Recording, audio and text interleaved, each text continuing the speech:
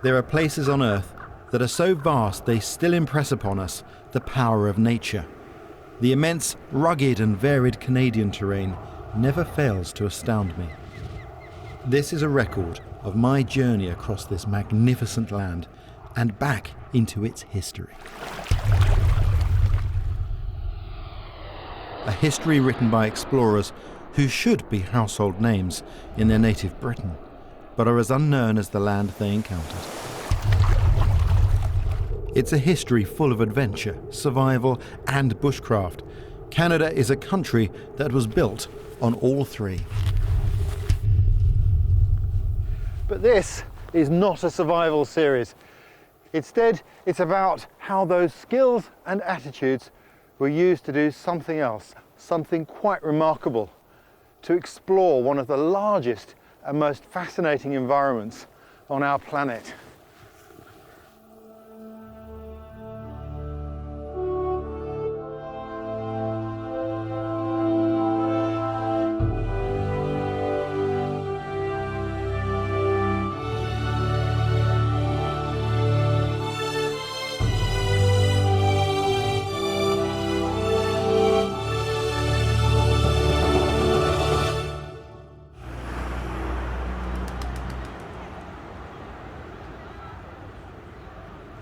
This particular story of exploration starts in the Natural History Museum in London.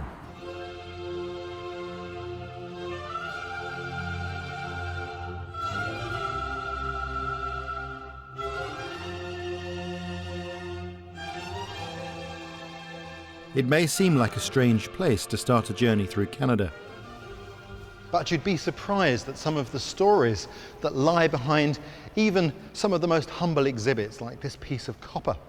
This was carried to Britain by a man who I believe was one of our greatest explorers, and yet whose name has all but been forgotten from history. And yet he left us a journal that many still consider to be one of the greatest works of anthropology. But perhaps most importantly of all, he established a method of travel that was to unlock a continent. That man's name was Samuel Hearne.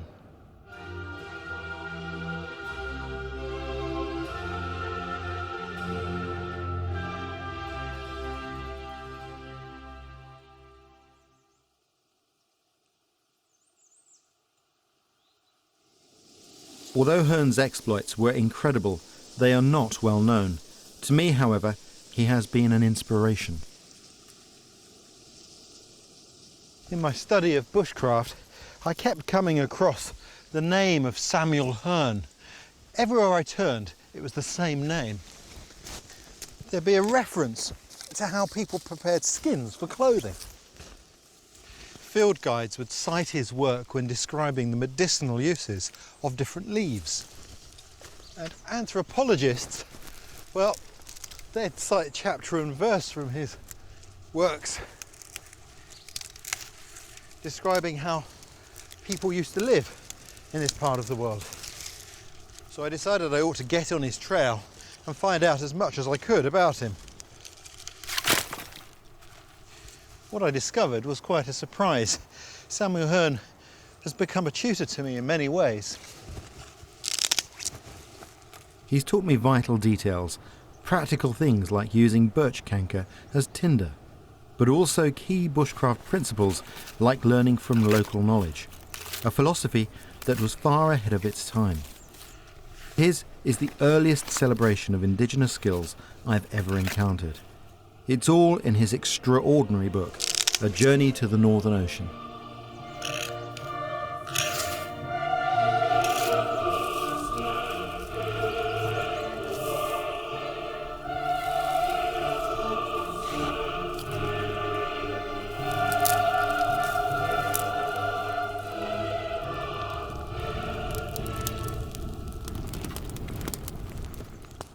Born in Devon in 1745, Hearne wasn't even a teenager when he joined the Royal Navy to serve under Captain Hood in the 7 Years' War with France.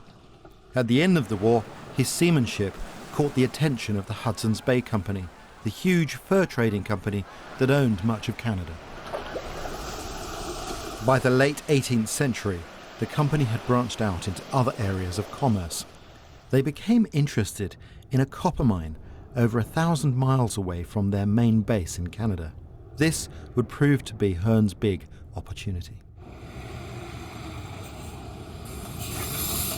To pick up his trail, I've come to the company's paper archives here in Winnipeg, the legacy of an obsession with paperwork.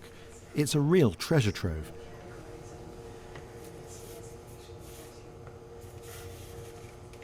These papers are almost 250 years old, including a letter from a very young Samuel Hearn. I'm getting real goosebumps. This is the first moment that Samuel Hearn enters the historical archive. It's a letter from him to the governors of the Hudson's Bay Company. Gentlemen, by these few lines I mean to show my gratitude and acknowledge the great obligation I know that I lie under to this good company, and shall always endeavour to behave in a manner becoming one in my situation. And it goes on in that vein. It's such a humble letter. It's so unprepossessing. It's almost a whisper in history. And as I follow Hearn's trail, that whisper grows in volume. This is Sloop's Cove on the edge of Hudson's Bay. The ground here was once covered in great ice sheets. And since they retreated at the end of the last ice age, well, the land has been rising about the rate of a metre every 100 years or so. It's hard to imagine, but this was once full of water. Just 200 years ago, sloops used to come in here and moor. And you can still find evidence of that. There are these iron rings set in to tie up to. And there's other evidence too. The sailors used to come ashore onto these rocks and carve their names. It's quite fascinating. The graffiti here tells me quite a few things. Firstly, how good people's handwriting was back in those days. It's a far cry from the graffiti that adorns the walls of our cities today. Also, there's a lot of history associated with these names, and this is an important historical site here in Canada. George Holt, for example, when the French raided this area some years later, he managed to take one of the ships that was here and get away and escape with it. There's a lot of history. And Samuel Hearn left his name here too.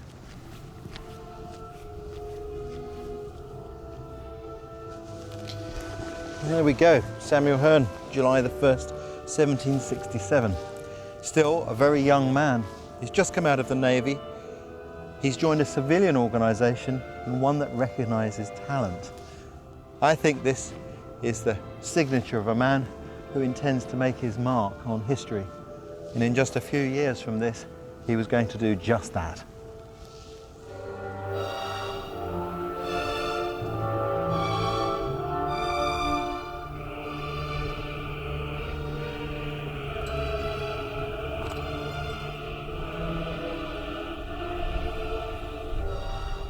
His opportunity came early, and it came here.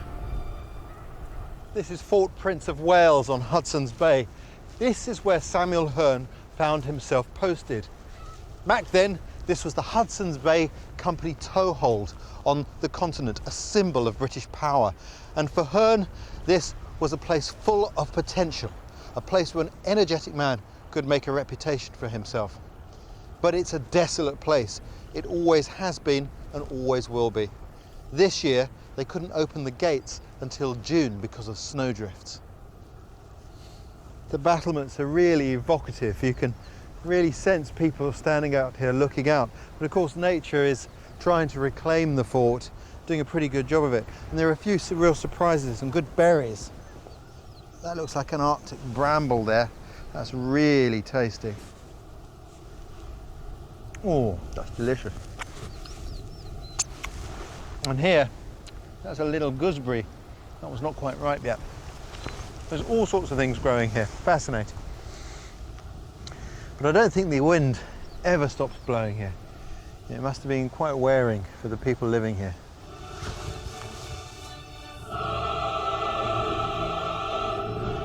This bastion of power was the place where Hearn was chosen for the first overland expedition to find the copper mine over 1,000 miles away. It was land no white man had ever crossed. He was literally stepping off the edge of the known world. You have to picture the scene. It's the 6th of November 1769 and Samuel Hearne is leading his party out of the fort. With him are 2 Englishmen and a hand-picked group of Indians. It's a significant moment. It's the first time the Hudson's Bay Company have got a man capable of carrying out a survey, heading out to explore the interior. A moment not lost on the governor, who salutes the party with 7 of these cannon.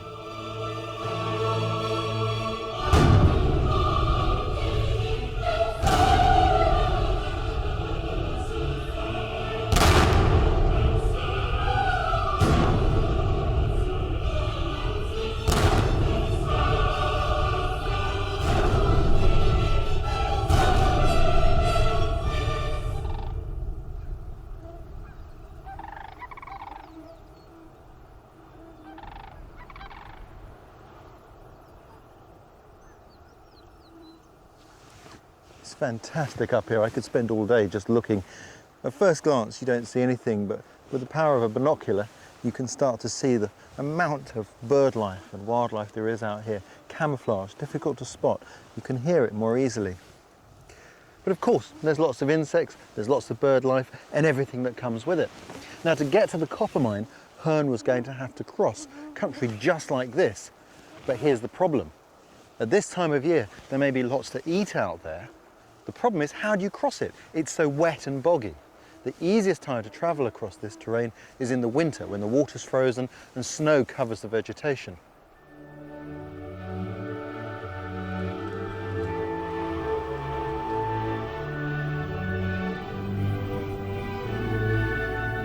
So that's when Hearne travelled, in winter.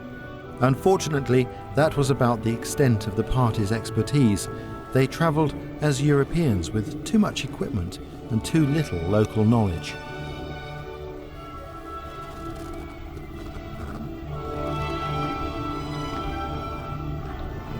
A month into the journey, the Indian guides simply walked away, deserting them.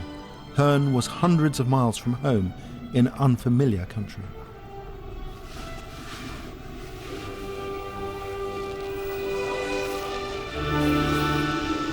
He had no alternative but to turn back. A little over a month after his bold departure, he was back at the fort.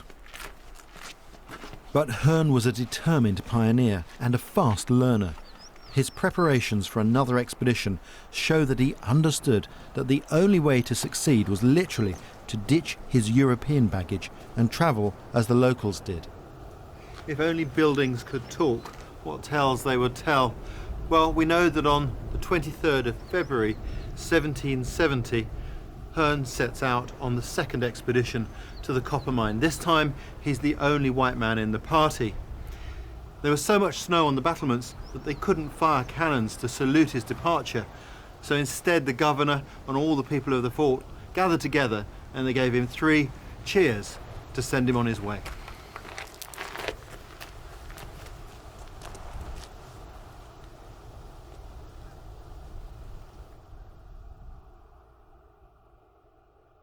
Of course, Hearne relied completely on local technology.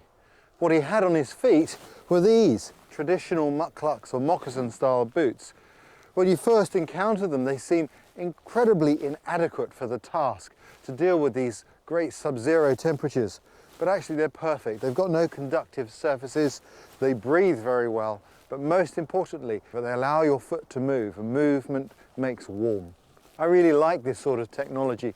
When you first start to use them, you can't believe how light you feel on your feet. And I can really relate to the First Nation attitude that comes with these footwear, which is that with every step you can feel the Earth Mother speaking to you as you walk. It really is very special. But once more Hearne was hampered. Moses Norton, the governor of the fort, didn't allow him to include women in his party, even though women played a vital role in traditional life on the land. It was a short-sighted decision.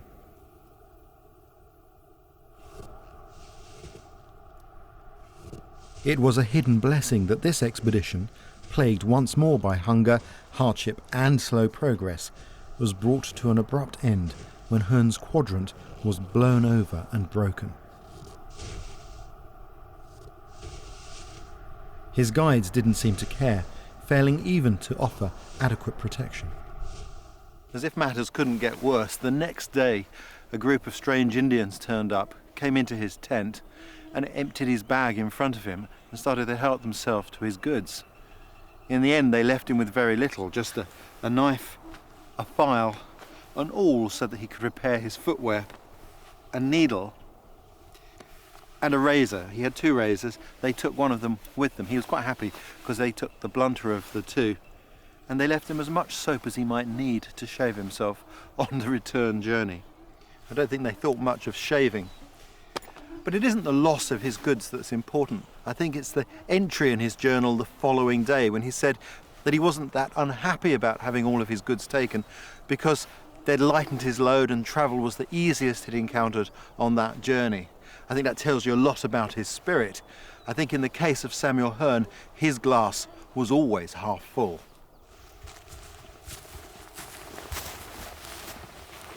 This was a turning point for Hearne. Not only had he learned the importance of travelling light, he also met a local leader by the name of Matonabbee, an Indian leader who pledged his support for Hearne's expedition. Matonabbee is still remembered by his people today. People like Isla Busidor. Matonabbee was a Saisi Dene, wasn't he? He was Dene, the people that I come from, which is Saisi Dene, and they say that he was also part Cree.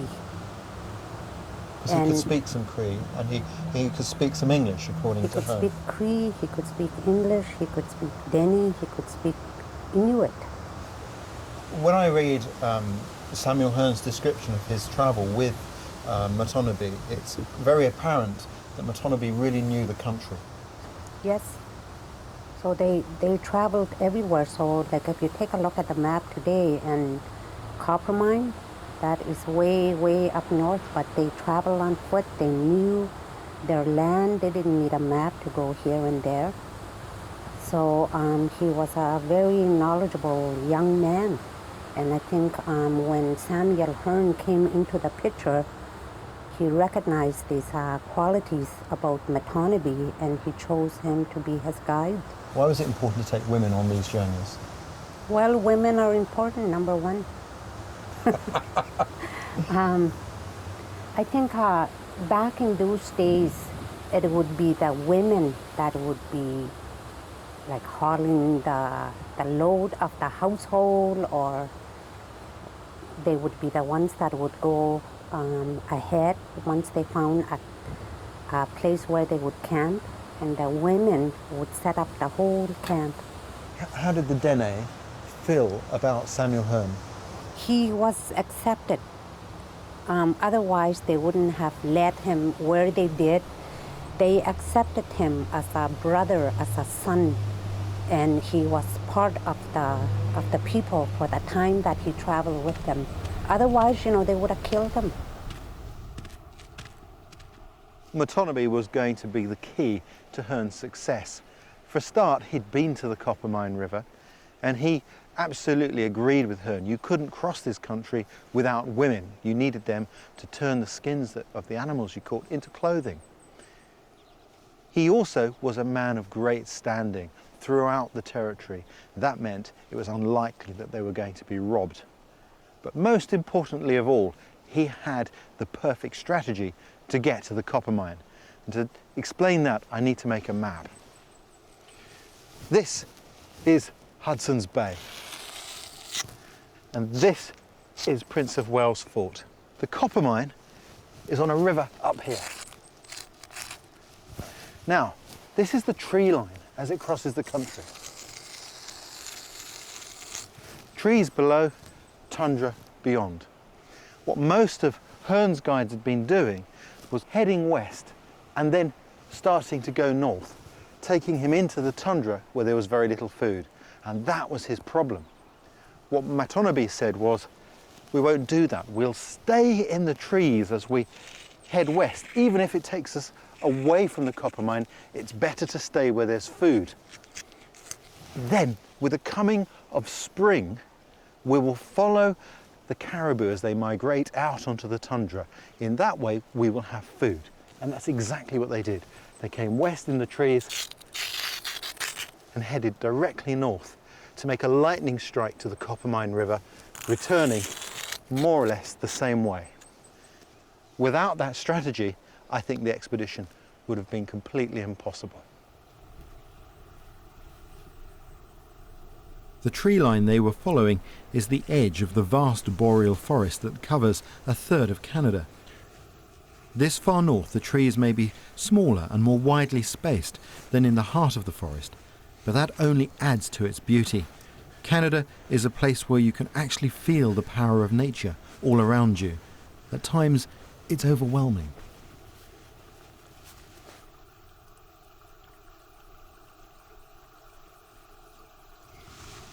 That's a remarkable sight.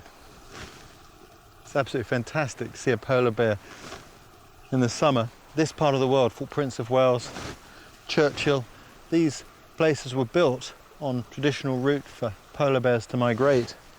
Sometimes it brings the bears into conflict with human beings. I could watch this magnificent animal all day. It's truly beautiful. Might look like a teddy bear, but that's one fierce predator. I'm not going to get any closer.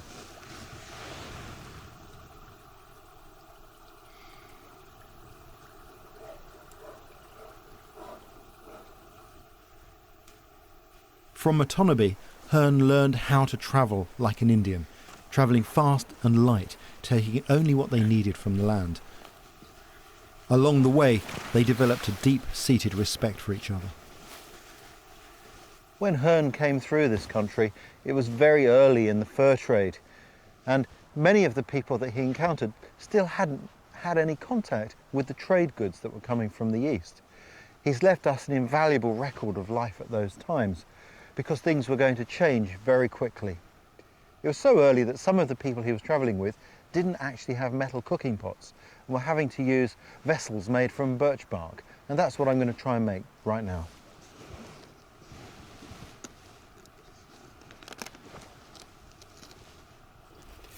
Birch bark's made up of many layers, as you can see. This is the outside of the bark, and I'm peeling it off to clean it and so that it's even in thickness. The outside peels very easily, but the inside of the bark doesn't, and because of that, the inside of the bark will form the outside of the vessel.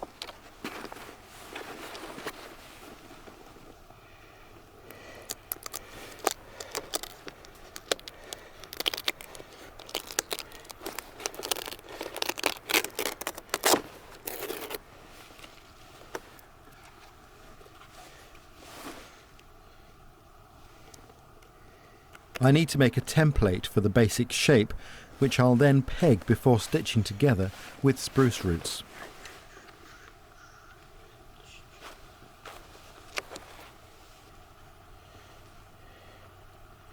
Birch bark is a lovely material to work with. It's a bit like cutting leather, but these are not ideal conditions to work in.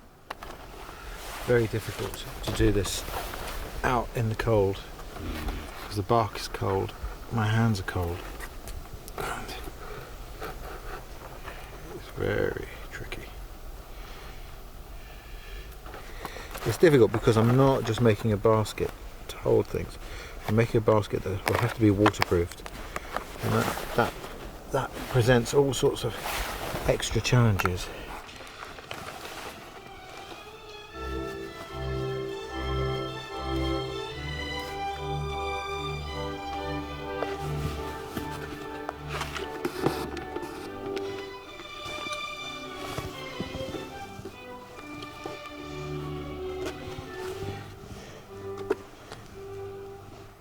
I don't know whether you can see how wet this basket is. It's soaking wet. And that is just the weather conditions. There's a very, very fine mist in the air. It's just saturating everything. And, what with the cold breeze and wet hands, it's making this job incredibly difficult. I think this is probably the hardest conditions I've made a basket like this in. It's an awful lot of work to have a cup of tea.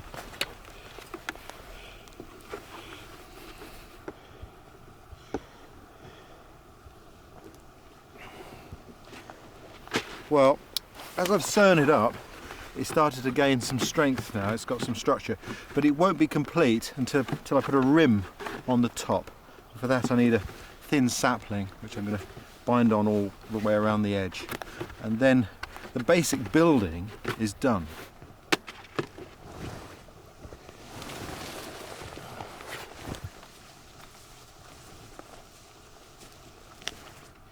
I quite enjoy this sort of work. I haven't made a basket like this for some time really. It's quite nice to do this again. It's very satisfying as you start to get closer to the finished item. The thing gets stronger as you go.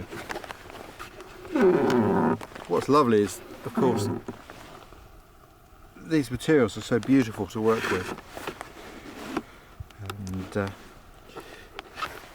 you can start to feel quite a connection to the forest when you start to work with its fabric in this way. It makes you cherish it, care for it, because it's so giving.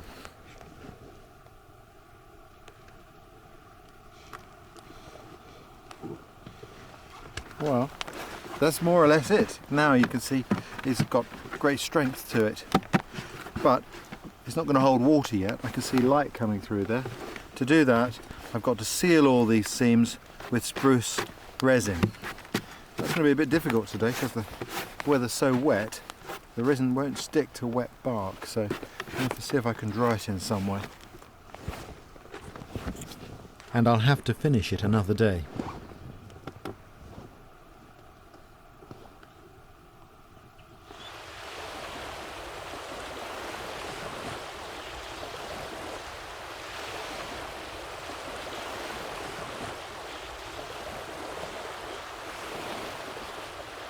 As he crossed this land, Hearn faithfully recorded detailed observations on the skills that made life here possible, like snaring wildlife and drying fish and meat. This interest in the local ways is what sets him apart. Thankfully, he recorded them with incredible detail and accuracy.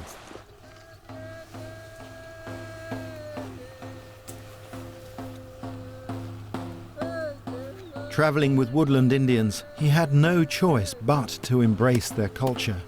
But he did this willingly and has left us a unique first-hand account of life in the forest at that time.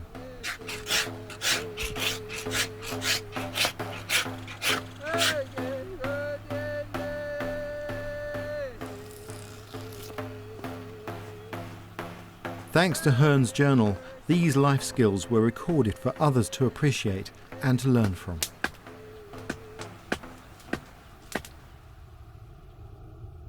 After 5 months, they'd crossed hundreds of miles, travelling all the way on foot.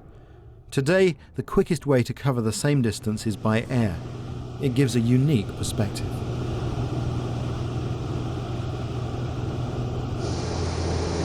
The Canadian wilderness is vast.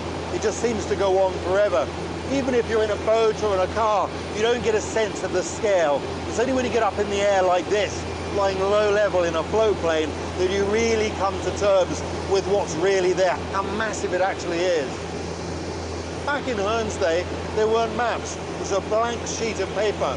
When he set off with Matonabe, he surveyed his route. Experts have looked at what he's done and they say he's never more than about 20 miles out on his judgment of distance. Given the tools he had back then, that is a phenomenal piece of navigation.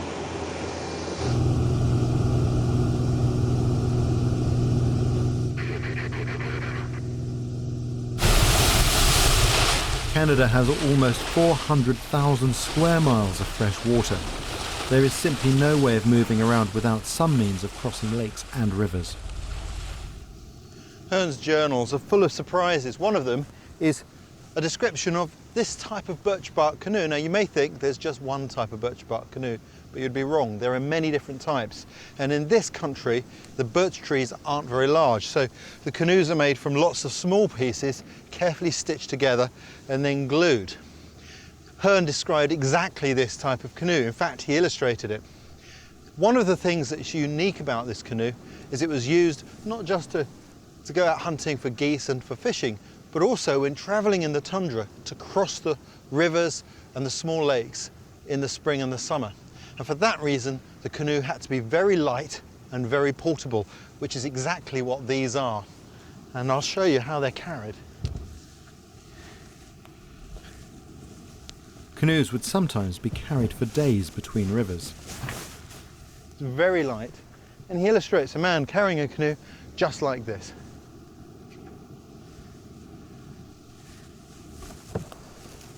Pick it up with one hand. That's how light these canoes are. Isn't that amazing? And people say they've got light canoes today. I don't think so. This is known as a dog rib canoe, after the people of the area.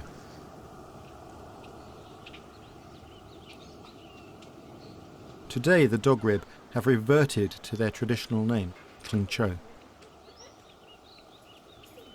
Elders from the town of Ray Edzo have set up a temporary camp outside town to show me a glimpse into the traditional way of life, the life Hearn encountered, like this soup made from caribou blood. You want to try it, or? Yeah, definitely. Okay. And our elders never threw nothing away. And this is a very good soup. Have you got salt on it? You can add salt into it just the way you like it. I'll just try it first. Yeah. So here we go. It's going to be hot, so yeah, be careful. This is something that Sammy Hearn said he really liked. Yeah. Well, that's good. Yeah, it's good. It's got real, that's really warming. Yeah. Needs a bit of salt, I think. Yeah. What they do is the elders, they don't leave it overnight. That's really nice. And you got to eat it all. So once my wife makes a pot like this full, my kids and my in-laws, they would all come to my house, and they know that he would phone them and said, I have this blood soup. They would all come, This will keep you really warm. Yeah. As Hearn learnt, the land is a great provider. Use it well and it will support your journey.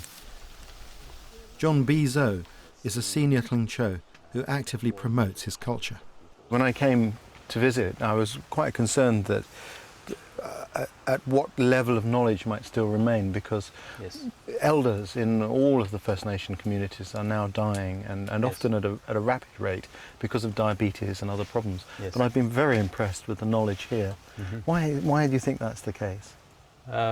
Because of the area that we live in. Trees are very low.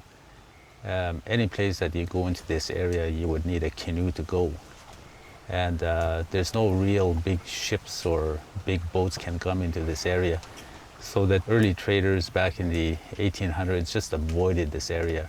They preferred to go up the river and down the Mackenzie River. And coming into this area, they can only go so far. So this area was totally isolated, probably until 1961 when they first pushed the road in. And the development didn't really start to begin until 1970. But things didn't change very much because there was no employment, there's no jobs, so people still continue to practice their hunting and fishing and trapping, and the language was still very strong. And it's only in the last probably 15 years that things really started to rapidly change. There's a continuity here that made life possible in this forest, and even though the Kling Cho have moved into the modern world, it's great to meet Pauline, who keeps the past alive. I guess in the old days, the piece of equipment that would have worn out the most would have been the footwear. Yes. The moccasins like this, these so working moccasin, isn't it? It's unadorned. These simple moccasins are one of the most beautiful things. The real skill in making it. Yeah, yeah, it is. My dad, growing up, I hardly ever saw him without one. He was always out and about trapping. My mom always had a way of fixing them so it doesn't show that like there's patches under them. Yeah. Are young girls still learning these skills today? I hardly ever see any of them anymore. I learned a lot of this myself. My mom used to do all the sewing for me, and I just did the beadwork. Then one day I thought, my mom's not going to be with me long. Forever. Yeah. So who's going to do the sewing for me when she goes? And I can't be carrying my work around to these other ladies, so I started doing them myself. Of course, making buckskin is really hard work, isn't it? And I noticed in these bags, they're made from lots of little bits. Is that because you don't waste anything? Yes, we don't. If I throw anything away, my mom would be having a fit. Yeah. So every little piece, even the smallest piece, are safe.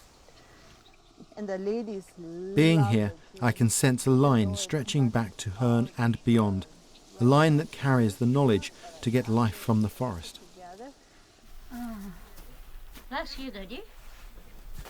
These spruce needles aren't just thrown down, they're woven together. Adele, show me what you're doing. You want to do that? Yeah, show me how. There's a real skill, isn't there? So it's just like that? Mm-hmm.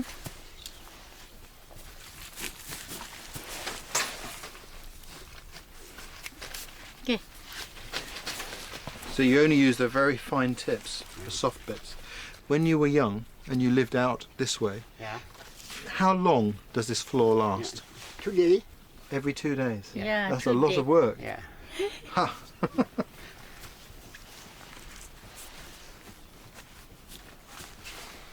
Okay, cho chị lên ha.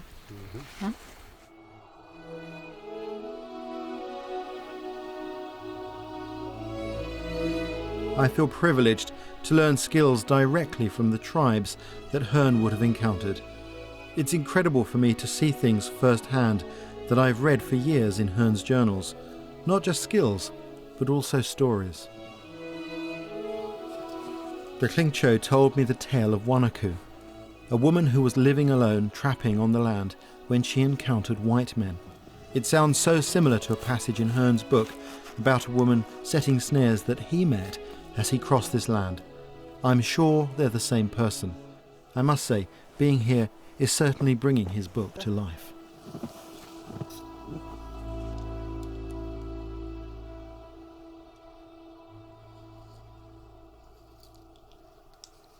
But before I leave the Klingcho, I'd like to know one last thing, and Eddie is the man to ask.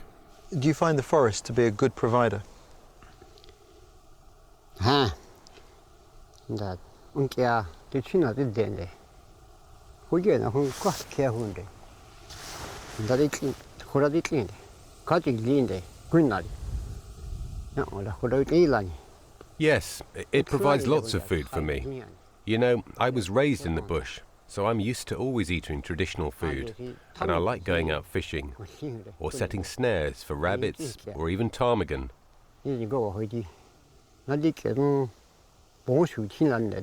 That's the way I was raised, and I don't like eating too much store food.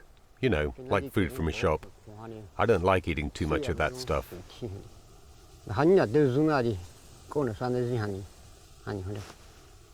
What is the most important thing for a Klingcho man in life?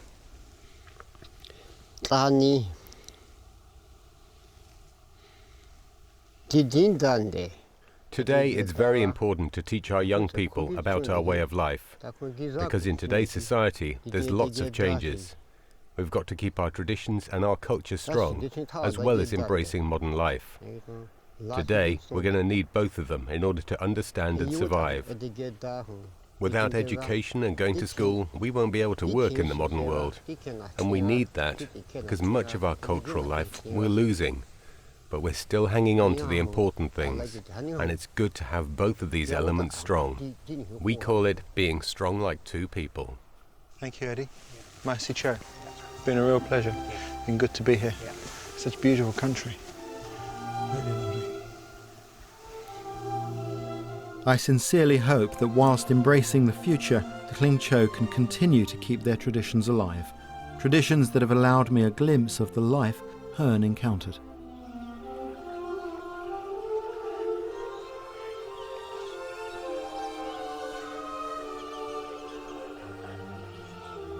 Herne had already travelled around 800 miles, hugging the tree line. By May 1771 he was camped here, still 2 months from his destination. This is Lake Eileen, Back in Hearn's day, it was called Lake Chloe. He didn't get here till early May. It had taken longer than expected because with spring coming on, the snow was starting to thaw, making travel on snowshoes really difficult. They'd sent 2 men on ahead with birch bark and all the wooden parts necessary to build canoes, and it's a good idea because there's no mature birch to be found anywhere near here. This was an important place. There was plenty of food to be had in the way of fish in the lakes here. There are big sandy banks here, ideal for building canoes on, and plenty of spruce trees with resin and roots for the construction. When he returned, he made a map of his journey. You can see Lake Chloe here. It says beside it where we built canoes in May 1771. It also shows the edge of the tree line, the last chance to build canoes before heading out into the barren lands. It takes a couple of weeks to build a canoe, and this area would have been a perfect camp. Plenty of food and water, a safe place to camp, and the natural resources on tap to build fires, canoes and cooking pots.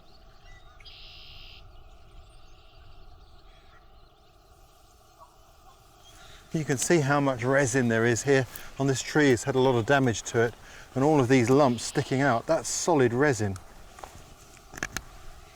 You can see. Tastes good.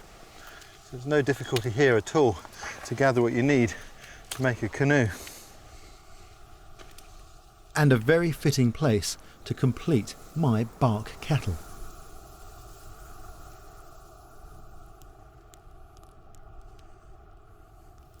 In the pan here I've got spruce resin that's mixed with a little bit of charcoal, and I'm heating that over the fire. To be very, very careful with this. If it gets too hot, it'll catch fire. It'll be a fat fire. It's very dangerous, and it's very hot. You don't want to get this on your skin. Now, this is the way resin is used now, with a frying pan to heat it up. It's very easy and convenient. Of course, before the arrival of these trade goods, that was impossible. And what had to happen was you needed a rock that you could heat the resin on beside the fire, and then you take a stick and you start to collect the resin onto the stick. I'll show you if I start to do that here.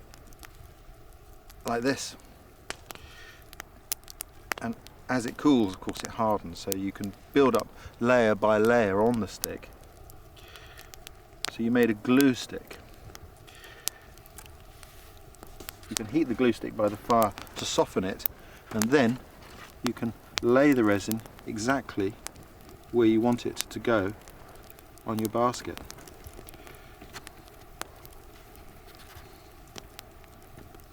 Maybe a little bit. And then if it doesn't seem quite runny enough, you can take an ember from the fire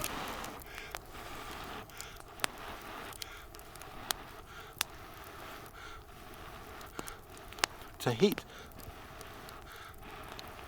the resin and melt it.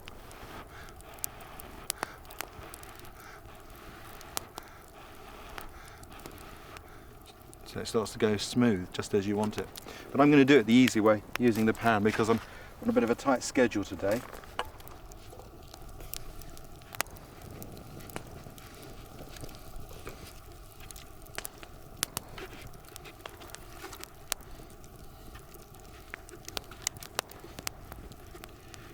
I don't think I've done the neatest job here. Certainly the people who were living with this skill would have done a much, much better job, because their fingers would have been used to doing this all the time. They'd have been more frugal, I suspect, with the resin. But we'll see. It should hold water.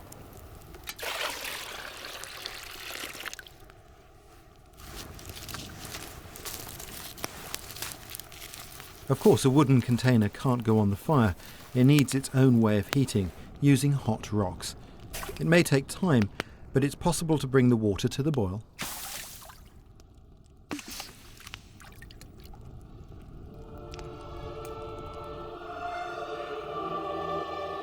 As he left here, the trees thinned still further until Hearn finally left the boreal forest behind.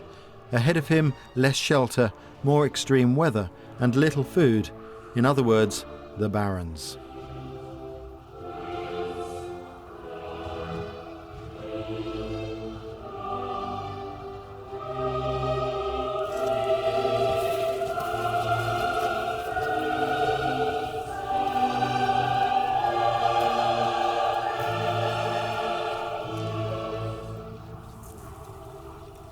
Matonabi led Hearn out here in synchrony with the caribou herds.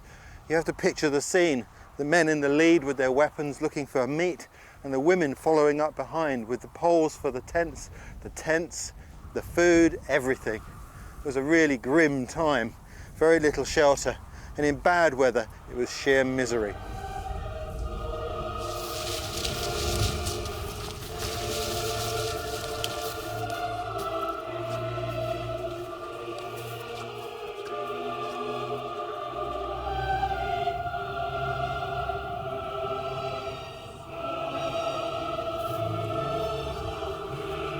But there is a strange beauty to this place. It really is endless. Its vastness makes me feel very small. It's almost like being in the middle of a huge ocean. No matter how far you think you have walked, the horizon never changes. It must have taken great strength of character and determination to press on and keep going.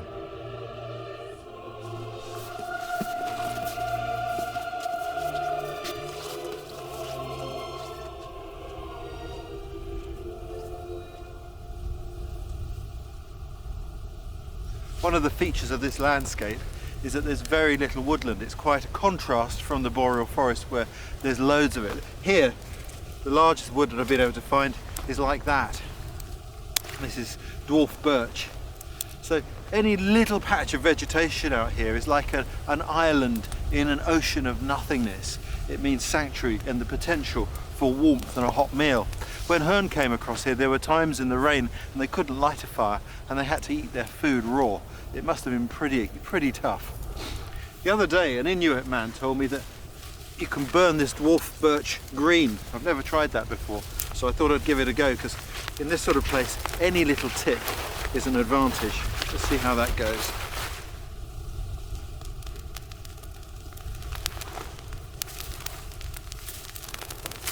He's right, it does burn.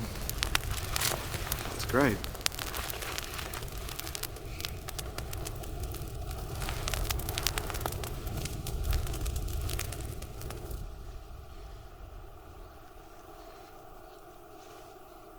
In July 1771, after over 1,000 miles and 7 months on foot, Hearn was finally approaching his goal, the Coppermine River.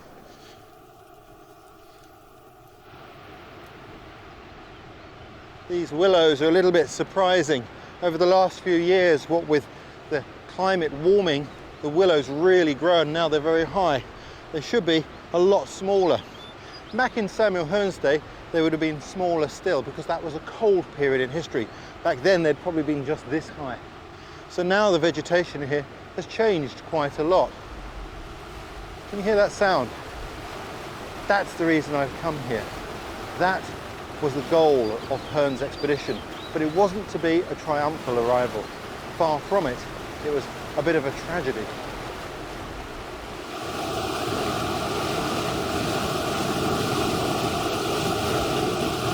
Hearn may have been here to look for copper, but unfortunately his guides had another agenda. They knew that their sworn enemies, the Inuit, would be fishing at the river and were set on settling a score. Hearn became an unwilling member of a war party. According to Hearn's description, the war party came from over there somewhere. They came towards the river, so they would trap the Inuit between themselves and the river. Over here, there were 5 Inuit tents. It's still a campsite today, and in fact there's lots of archaeology there. When they got there, they attacked the Inuit, and then they could look across the river, which they couldn't see until then, and found 7 more tents somewhere over here. They thought they'd have a go at them too. They got their muskets out and started shooting at them. The bullets hit the rocks, and many of the Inuit had never seen a musket before. They ran over to see what was causing the disturbance until one of them got hit in the leg. Then they realised the danger, got in their kayaks and paddled off downriver. Throughout this horrible scene, Hearn was an unwilling spectator. He was terribly moved by events that day. At one point, there was an Inuit woman very badly injured, holding on to his legs, and he called for her to be put out of her misery by his party, at which point they derided him. I think it shows great strength of character that in the heat of battle, he could still stand up for what he believed in.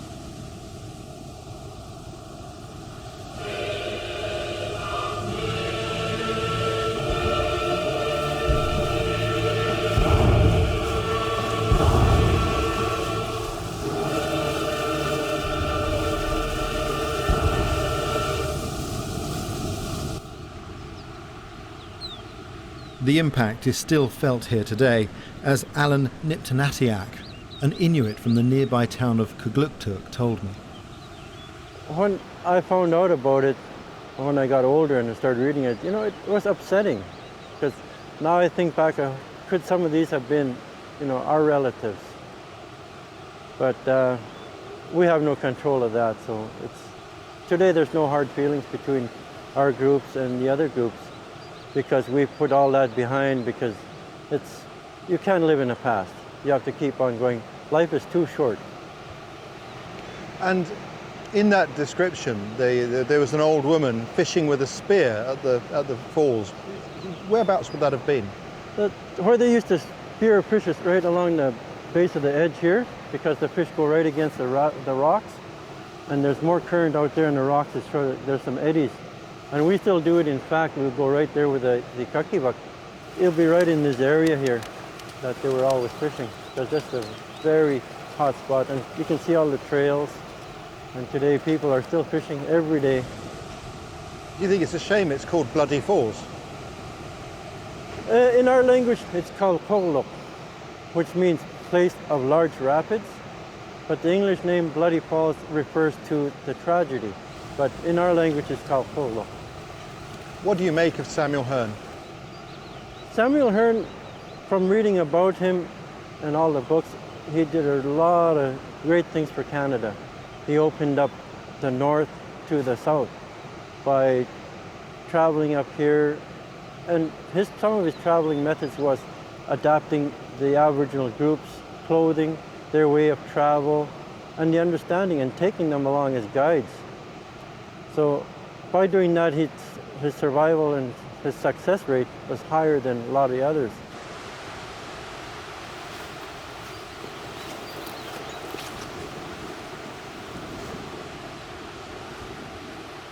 It feels very strange to be here. I've been reading about Samuel Hearne for many years now.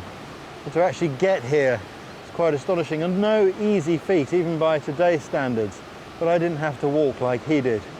My respect for him is just immeasurable. I've always respected him, but now coming to the ground and actually seeing it, it's even more profound. People criticised him. There were people who said he'd never been here. How wrong they were. I've even got the right sort of mud on my boots. He described that much detail when he came here.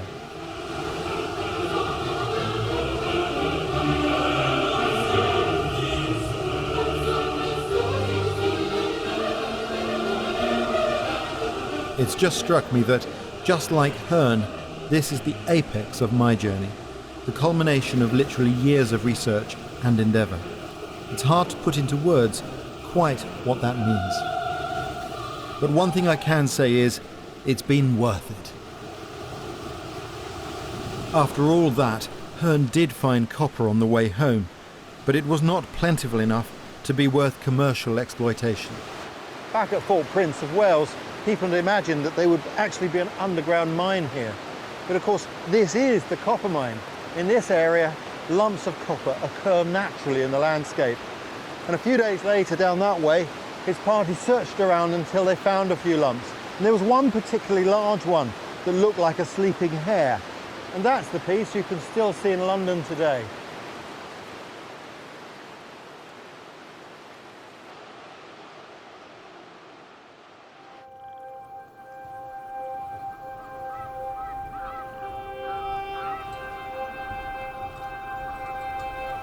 Hearne finally made it back to Fort Prince of Wales in June 1772. His standing within the Hudson's Bay Company had never been higher, and he went from strength to strength. He was invited to set up the company's first ever inland trading post.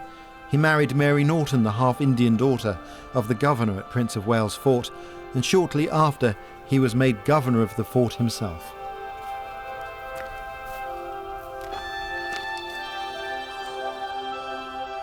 The fort was meant to be a stronghold and a deterrent to French invaders, but though it looks impressive, it's fatally flawed, as it has no source of drinking water. It was also drastically undermanned. So when French warships sailed into Hudson's Bay, Hearne had no option but to surrender and was taken prisoner.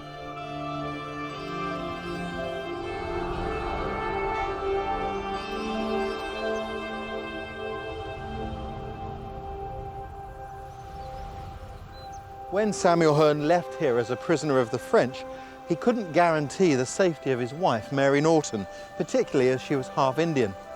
So instead, he had to leave her behind. He didn't manage to get back here until September 1783, only to discover that she had starved to death in the particularly hard winter. He was heartbroken. In his journal, he has an engraving that he made of the fort from more or less this position. And in the foreground, there are two characters, a man and a woman. We've no idea who they are, but I like to think that it's Sam Hearn and the love of his life, Mary Norton.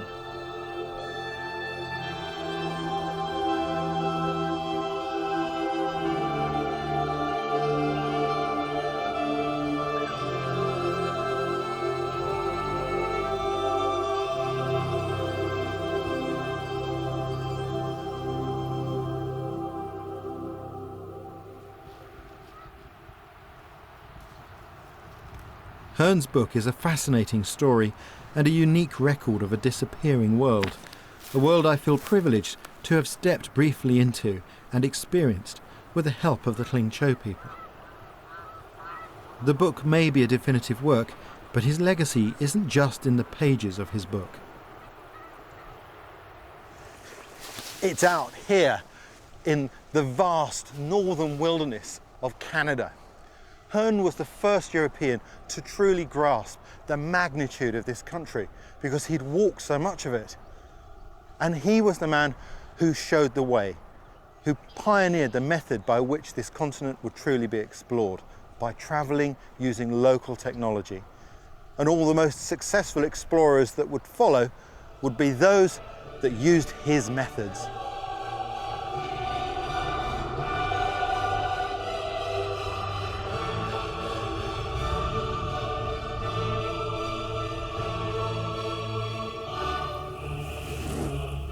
And next, I travel north to see how a doctor from the Orkney Isles applied Hearn's methods to become one of our greatest Arctic explorers ever.